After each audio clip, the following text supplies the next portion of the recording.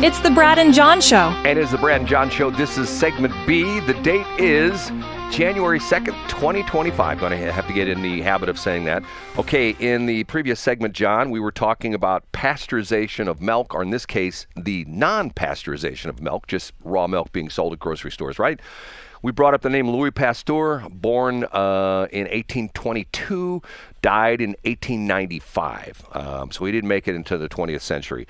And he's regarded as one of the founders of the modern bacteriology and has been honored as, quote, the father of bacteriology and the father of microbiology. And interesting stuff in the fact that he came up with the process of pasteurization, which essentially, as far as milk is concerned, it gets rid of the pathogens and microbes and all the nasty stuff that people would get sick from. But yet there are people that don't want to have the pasteurized milk. They just want to have the raw milk, right? And here's one of the mental hurdles that I have, Brad. I have a lot of mental hurdles in my life, but I think there's three groups of people for whom I generally oppose their policies because of, for not for factual reasons, but because of who the people are. One of them would be marijuana advocates, because when I think of marijuana advocates, I think of smelly potheads and people that I don't want to voluntarily spend time around, like people that probably don't attend to, really good personal hygiene. Secondly, I would put raw milk in there because I think of like raw clumpy milk and trying to digest that. I think of the type of women who like miss a spot on their knee when they're shaving their legs. Like, I don't know. It's just a stereotype of mine. And then the third group is people who go to Renaissance festivals. Like, I don't think I've ever met anyone in my life who I've liked, if I could be mistaken, but who goes to Renaissance festivals. Like they dress up, like a medieval fighter and they do play fights and stuff like that. Like, I've never seen a Renaissance costume woman where I've wanted to help her out of that costume. You know what I'm saying? Though you won't like Shelley Barr because she used to go to those all the time. She used to dress. Oh, wow. She used to dress up as like, what do you call it, a wench? Like like in the fluffy kind of sleeves and that kind of stuff. You know what I'm saying? Oh, did Shelley really do that? Yeah. Matter of fact, I think. Oh no. I think she worked at the Renaissance Fair. I think I have to talk to her about that. And by the way, and once again. Can you give us an update on her? I don't want to press you. You can give me an update off air. Well, all I can say is, for those of you out there, Shelley Barr, my former co-host on BS.show for 4 years and a big part of the radio station for years as our sales manager and things like that. She's in the hospital, and quite honestly, she's not doing well. So I've gone and seen her every day. Matter of fact, twice yesterday, and today she had surgery a week ago today, the 26th, the day after Christmas, and today is the day after New Year's. So this is day number 8. And all I can say is kind thoughts, prayers would be appreciated. How's that? Okay, right. The New Orleans thing. This is... did you watch any of the press conferences at all on this, John? Yeah, I saw quick clips of them. They're now. Have you ever been to New Orleans? I've been to New Orleans a couple times. Yeah, I've been 3 times, I think. Yeah. Have you been out on Bourbon Street and all the places? Yep. You've been down there, okay? Yep. Apparently they have, and I saw the part where they were talking to I think it was the police chief. On other radio stations, she's being referred to Grandma Clampett. Oh yeah, she's fantastic. That old lady with like the clunky hat. Right. If you know what we're talking about what they call Granny Clampett from the Beverly Hillbillies. And once again, sometimes you and I will talk about old time TV shows, and I'll think, oh, nobody under 30's ever seen this show. But yet I'm always amazed that my kids will talk about, oh my God, I watched the so and so show, and something from like the 50s or 60s. Go, you watched that? Oh yeah, it's great. God bless KPLR TV and WTBS in the 80s. Right. Or what's the cable channel that nobody has anymore, which is, since everybody cut the cable, what is it? You know what I'm talking about. It has all the old TV shows. Okay. Anyway, there's these apparently, and here we go again, where high tech is not working because apparently they have these bollards. And if you know what a bollard is, a bollard essentially is like a big piece of pipe or something like that that you put in front of something so you don't go smashing into it, okay? And when the smash and grabs were big, and this started about 20 years ago, where the criminals, and they still do it quite often, they steal a car and they go to a store and they take the stolen car and put it in front of the store, an automatic transmission car. They put the car in neutral. They put a brick on the accelerator. They point the car at the front door of or the wall or whatever of the store. They rev the engine up, drop the thing in a park. The car goes through the door, smashes the door. If you go into any stores now, you will see these bollards in front. If you go to Best Buy, they're like pieces of steel. But apparently they had a high-tech bollard system where the bollards could be raised and lowered because of the fact, and I get this, because of the fact that they wanted to be able to have access for ambulances and fire trucks and things like that needed to get in these areas that are blocked off normally to only foot traffic. And apparently these high-tech bollards didn't necessarily work. So what they did was they had Bourbon Street blocked off with some barricades and some police cars, and this knuckle brain drove up onto the sidewalk and bypassed the police. And talking about, here's the crazy thing. To me, and I got to clear my voice again, I'm a guy who put myself through college as a police dispatcher, okay? I have a different outlook on law enforcement than those people because I worked with, dozens of cops that's on the department I work for. You'd never know when it's going to be your day. You know what I mean? And we've had a couple of the officers I worked with, one of them who was shot in the line of duty and almost killed and knifed and the whole bit. You never know when that day's going to come. How in the world would anybody think that, New Year's Eve, the day after New Year's Day, 3 o'clock in the morning, you're a police officer and some nutbag blows a roadblock, smashes into people, now the death toll's up to 15, comes out of the truck after they stop it, or I'm still not sure if he fired shots at the officers when he was entering the area, however it turned out, the police officers enter into a gunfight with the guy, 2 of their officers shot, they kill him. Once again, and I say once again too many times, talk to these people that say defund the police. You know what I'm saying, John? Yeah. And they would say that, well, I don't know what kind of answer they would have here, Brad, but it certainly wouldn't be impugning this man for being a terrorist. And isn't that the point of what they do, though? It's entirely random, or seemingly entirely random. Well,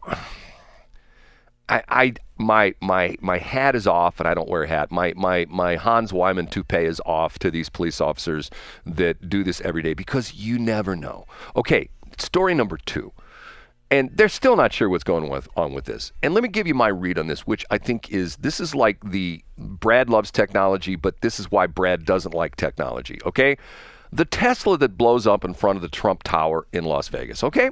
Yes. Now, we've been told that this was like another suicide bomber, that there's one death and several people are injured from the shrapnel and stuff like that from this explosion.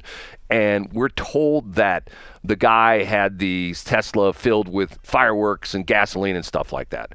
But here's my problem. Elon Musk comes out. Do you know this story? Do you know what I'm talking about? No. What did he say? Elon Musk comes out and says, hey, wasn't our problem because of the fact that we were reading the telemetry on this particular Tesla and everything was perfect.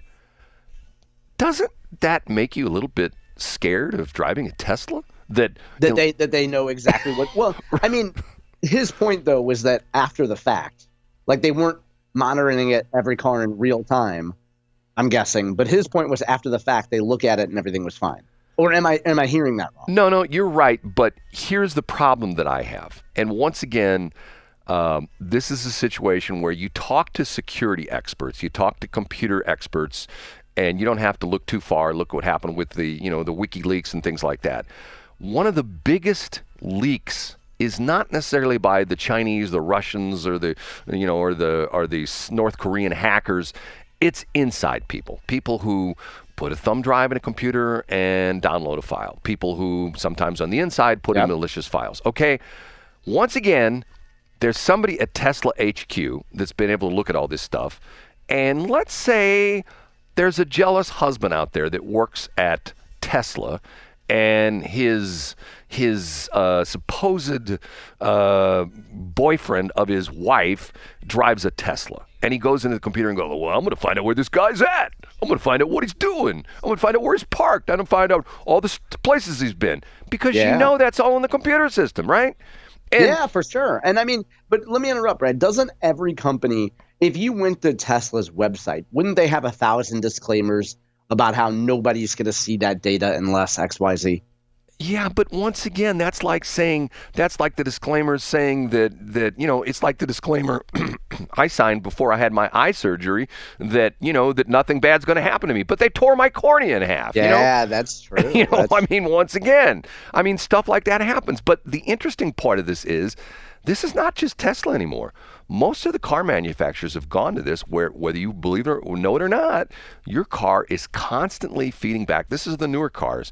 A lot of them are constantly feeding back information. Now, and the deal on this is even some of the newer cars, when they say there's a software update and they download it into your car, that's a two-way connection because they are uploading it from their server and they're downloading it into your car, but they know it's been downloaded properly because they get a ping back, which means there's a two-way path. I think it's scary. I just do. To me, it's like 1984. It didn't really happen in 1984, but it's happening right now. And once again, there's two different ways to look at this. Now you see these crimes committed. There's video from this dash cam. There's some guy driving down the highway. There's all sorts if you watch YouTube, there's tons of YouTube channels that are nothing but dash cam video. And there's people out there. And honestly, John, I've seen this many times. I've thought to myself, you know what? I need one of those dash cams as well, too, because I've had situations I've been in where I didn't have an accident. I came close to having an accident, and it wasn't my fault. But it could have been that the guy pulls out in front of me, and I hit him, and he jumps out of the car. You ran into me. You drove off the road and smashed into my car. Yeah, dude, you were in the middle of an intersection because you just blew a stop sign. But yet, that would protect me. But don't you think it's a little bit creepy that everything we do now is being, they talk about, and I heard this the other day. I don't know if this is true or not. If you have an older cell phone, you can remove the battery. You can take the battery out, and some of them had like external charger. You can have like a spare battery. Well, if you have an iPhone, that ain't happening because the iPhone battery is a part of the battery or part of the phone, and the only way you get to it is if you take the thing apart. And if I'm not mistaken, I think some of them are actually soldered in, where to the point where you actually have to go to the iPhone store, and they have a special machine that breaks the joints, and they put a new one in, and they solder it in or spot weld it, whatever you want to call it. I think this is spooky stuff. To the point where what this guy's claiming is the reason I missed my point there. This guy's claiming is the reason they've gone to that is even when your phone is off, it's on, if that makes any sense. Yeah, it can still be tracked, right? Right, it can still be tracked. Well, Brad, I think you should just relax knowing that it's all for your own good and your safety. And hopefully, maybe Elon Musk, now that we all trust the government, maybe Elon Musk will have all that Tesla updated to some government site and we can all just explore it, Data there's no data privacy, it's just data research. Just trust the government, Brad. Trust the government. Yeah, right. They're always here to help. They always have your best interest in mind. Okay, do you want to hear the other rumor that's out there about the drones in New Jersey? Have you heard this rumor? Oh, I do want to hear. No, I haven't heard any drone rumors. The drone rumor is that these are government drones that are tracking radiation because they claim that there's a suitcase nuke device that is unaccounted for that's somewhere in New Jersey. And if you know what we're talking, suitcase nuke. So somebody is carrying around a Halliburton that's got something dangerous in it. Right. Well, like something disastrous. In other words, it would be one thing that if you have, whatever blew up in this Tesla, but it would be something that could like essentially take out the entire city of St. Louis and leave it radioactive for I don't know how many tens of thousands of years. And the reason the government is not stepping up and saying, oh, we don't really know what these are, is because they know exactly what they are, because they don't would admit that there's this nuke floating around in New Jersey. And these are radiation-seeking drones that they send up at night that essentially can spot radiation hot spots where this essentially nuclear suitcase would be. I've heard that from several people. Have you ever heard that one before? No, I haven't. Actually, hold on. I have heard that, and I thought that you were talking about this one time on the air. I have heard that theory before. But I mean, first of all, they're not going to be around St. Louis because we already have a ton of radiation. So if the drones flew over Coldwater Creek, they'd be like, here's the suitcase. Here's the nuclear Halliburton. And then somebody'd have to be like, no, we just put signs up. Everybody knows radiation's here. Right. If they flew over North County, it would be going off left and right? They'd be like, oh, who's got them? Yeah, so I have heard that theory, Brad. I mean, eventually we have to find out what this is, right? Like somebody's going to start singing, or one of these is going to get taken down and people are going to reverse engineer or something. But the crazy thing about this is, and once again, this is one of my crazy little things that one of my goals has been for the last 2 years, get my drone license. Even though I don't have a drone, I'd like to have a drone. No, seriously, because what's interesting about this is they are excellent at tower inspections. Years ago when I had Joe Geerling, who was the chief engineer, who had a drone, and I had an issue with an antenna on a tower, and Joe went over to his car and pulled out his drone and set it up and flew the drone right up, 370 feet in the air and took pictures and video of the whole bit. And I could say, oh, okay, I see what the problem is. And it was great. Didn't have to hire a tower crew or anything to line it. Wow, that is a good use. Yeah, and there are a lot of uses like this. Matter of fact, I got a client, a guy who's on with me with the Westplex Chamber of Commerce. He does this as well, too. He does two things. He does construction inspection, and he also does not necessarily drone, but he's the guy, he also has IR cameras, the infrared cameras, and he goes into industries and he figures out, he finds hot spots of equipment that's not running properly. There's a bearing that's going bad or stuff like that. He does routine inspections of industrial sites where they can essentially do preventative maintenance on things that haven't broken yet, but because of the fact that that bearing is hotter than it should be, and that shows them the temperature, and they know what temperature range it's supposed to be in, they can replace the bearing before the thing blows up and the machine goes down. Pretty interesting stuff. Okay, we have to take a break.